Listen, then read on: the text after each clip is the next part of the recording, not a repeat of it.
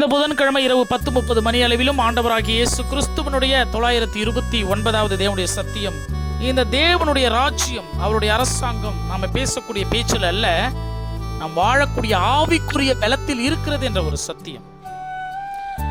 1 கொரிந்தியர் புஸ்தகம் 4வது அதிகாரம் 19, 20, 21 வசனங்களை வாசிச்சு பாருங்க.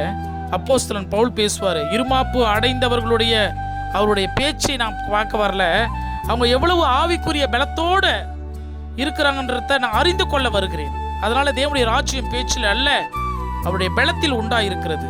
உங்களுக்கு என்ன வேண்டும்? சரியில்லைனா நான் பெரம்போடு வர வேண்டுமா, இல்லை அன்போடும் சாந்தமுள்ள ஆவியோடும் உங்களிடத்தில் வர வேண்டுமான்னு கேட்கிறாரு. அப்ப ஆவிக்குரிய பலத்தை பெற்றுக்கொண்டால் தேவனாகிய கர்த்தர் உன் மீது அன்போடும் சாந்தத்தோடும் வாழ்வார். நீ அவரை எதிர்த்து நின்றால், இருமாப்பு அடைந்திருந்தால் அவர் பிரம்போடு உன்னிடத்தில் ஜீவியம் செய்வார். மீகா புஸ்தகம் 3:3 சொல்லுகிறது, பாவத்தை வெறுக்கக்கூடிய துணிவை அந்த தேவனாகிய கர்த்தருடைய பலம் தரும். சிலர் அந்த ஜனத்தை, அந்த ஆத்துமாக்களை தவறாக அதிகாரத்தை செலுத்தி கர்த்தருடைய ஆவிக்குரிய காரியங்களில் செயல்படாமல் சுய காரியங்களை, சுய சித்தத்தை செயல்படுத்தும் பொழுது அவர்களுக்கு விரோதமாக கர்த்தர் எப்படியாய் பேசுகிறார்?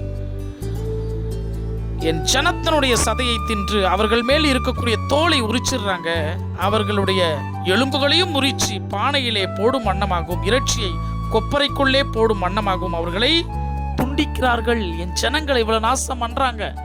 ஊழியக்காரன் என்ற போர்வையிலே அதிகாரத்தை செலுத்தி சித்தமில்லாத காரியங்களை செய்து தீர்க்கதரிசிகளும் அதிகாரத்தை விரும்புகிறவர்களும் இப்படியாய் என் ஜனங்களை வஞ்சிக்கிறார்கள் என்று சொல்லி கர்த்தர் இந்த மீகா புஸ்தகத்தில் பேசுவார்.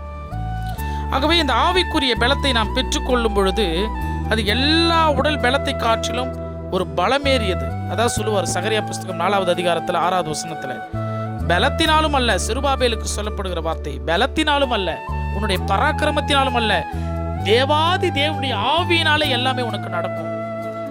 அந்த ஆவி இருக்குது பாருங்க, அது எல்லாத்தையும் உனக்கு நடத்தும். அது உடல் பலத்தை காட்டிலும் மிகப்பெரிய ஒரு சக்தி. அது காற்றையும் காண மாட்டேன், தண்ணியும் காண மாட்டேன், ஆனால் உன் வாய்க்கால் நிரப்பப்படும். எப்படி? அதுதான் தேவனாகிய கர்த்தருடைய சக்தி, எல்லாத்தையும் அற்புதங்களோடு செய்து முடிக்கும். இந்த உடல் பலத்தை விட பல மடங்கு ஆவிக்குரிய பலத்தை இந்த உலகத்தில் கொடுக்கக்கூடிய ஆண்டவராகிய இயேசு கிறிஸ்துவை தவிர இந்த உலகத்துல வேற யாரையும் நம்ம மாதிரியா சொல்ல முடியாது. இயேசு கிறிஸ்து இந்த ஊழியத்தை தொடங்குவதற்கு முன்பு 40 நாட்கள் உபவாசம் இருந்தார். பிசாசு அவரை சோதிக்கிறான். 3 மிகப்பெரிய சோதனை. கல்லை எடுத்துட்டு வந்து கொடுத்துட்டு, அப்பமாக்கு, நீ 40 நாள் உபவாசம் சாப்பிடாம இருந்துட்ட, சாப்பிடு, நல்லது செய்யற போல வரான். கர்த்தர் சொன்னார், ஒரு மனிதன் தேவனுடைய வார்த்தையினாலும் பிழைக்க முடியும், எனக்கு தேவனுடைய வார்த்தை தான் முக்கியம் என்று சொன்னார் இயேசு கிறிஸ்து. 2வது, இந்த உலகத்தினுடைய ராஜ்யங்கள், அவன் அதிகாரம், போஸ்டிங், இதுக்கு தானே ஆசைப்படுறோம். அப்போ இந்த பிசாசு என்ன பண்ணான்னா, ஒரு மலை மேலே ஆண்டவரை கூட்டு கொண்டு போய் நிறுத்தி உலகத்தினுடைய சகல ராஜ்யங்களும் காண்பித்து என்னை பணிந்து கொள், நான் இது எல்லாத்தையும் விட்டுட்டு போயிடுறேன், இந்த ஜனங்கள் எல்லாம் உங்க ஜனம் தானே, நீ ஆள வேண்டியது தானே, நான் விட்டுட்டு போயிடுறேன், பணிந்து கொள். அப்ப இயேசு கிறிஸ்து சொன்னார், உன் தேவனாகிய கர்த்தர் ஒருவரை தான் நீ பணிந்து கொள்ள வேண்டும். 3வது, ஒரு தேவ ஆலயத்தினுடைய உப்பரிக்கையின் மேல் நிறுத்தி குதிக்க சொன்னான். இயேசு கிறிஸ்து சொன்னாரு, அவன் சொல்றான், அந்த வசனங்களை சொல்றான், நீங்க தான் எங்கேயாவது ஆபத்துல சிக்கும் பொழுது, விழும் பொழுது உங்களை தேவ தூதர்கள் கரங்களில் ஏந்தி கொள்வார்கள் என்று வசனம் சொல்லுதுல, அந்த வசனம் உண்மையா இல்லைன்னு பார்ப்போம், குதிங்கன்னு சொல்றான்.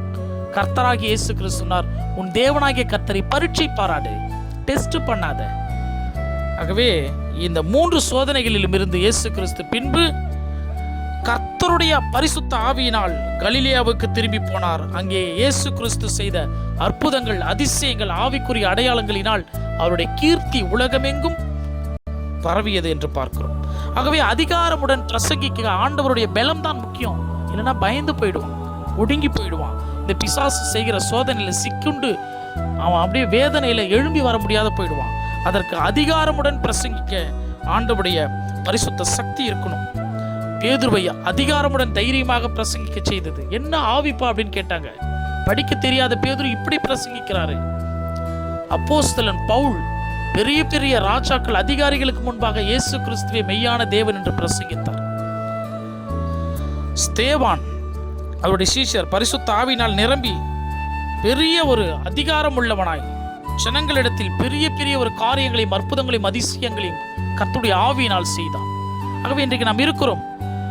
உடல் பலத்தை விட நம்முடைய எல்லாவற்றை காட்டிலும் கர்த்தருடைய ஆவிக்குரிய பலம்தான் சிறந்தது. அதை தான் தேவனாகிய கர்த்தர் சொல்லுகிறார். பேச்சிலே என்னுடைய ராஜ்யம் கிடையாது, நீ வாழக்கூடிய ஆவிக்குரிய பலத்தில் தான் இருக்கிறது. ஸ்பிரிச்சுவல்ல ஸ்ட்ரெங்தன் ஆகணும். அந்த ஸ்ட்ரெங்தன் இயேசு கிறிஸ்து மட்டுமே தம்முடைய பரிசுத்த ஆவியினால் நமக்கு கொடுக்க முடியும். கர்த்தரிடத்தில் அந்யோன்யமாய் அவரை நெருங்கி இருக்கப்படும் பொழுதுதான் அந்த ஹோலி ஸ்பிரிட் கிடைக்கும். அந்த ஹோலி ஸ்பிரிட் நிச்சயமா எல்லாருக்கும் வேணும்.